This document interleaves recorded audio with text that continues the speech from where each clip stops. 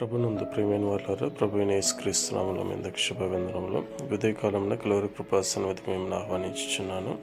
2వ సమూయేలు గ్రంథం 1వ అధ్యాయము 17 నుంచి 27 వచ్చిన భాగం చూసుకున్నప్పుడు, యూదా వారికి అభ్యాసం చేయవలని దావీదు సౌలును గూర్చి అతని కుమారుడైన యోనాతాను గూర్చి ధనుర్గీతం ఒకటి చేసి దానిని బట్టి విలాపం సరికినట్లు తెలియబడింది.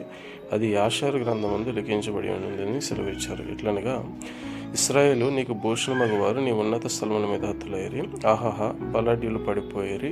ఫిలిస్తీన్ల కుమార్తెలు సంతోషింపకుండానట్లు, సున్నతి లేని వారి కుమార్తెలు చేయమని చెప్పకుండానట్లు ఈ సమాచారము గాతులో తెలియజేయకుడి, అష్కెలోను వీధుల్లోనూ ప్రకటన చేయకూడని ఈ విధంగా చెప్పుచు, గిల్బోవ పర్వతం లేదా మీ మీద మంచైనను వర్షమైనను ప్రథమ ఫలార్పణకు తగిన పైరుగల చీలని లేకపోనుగా, కానీ ఆ పర్వతములను శపించినట్లుగా, ఎందుకంటే ఆ పర్వతం పైన సౌలును అతని కుమారులు నశించినట్లుగా చూస్తున్నాం.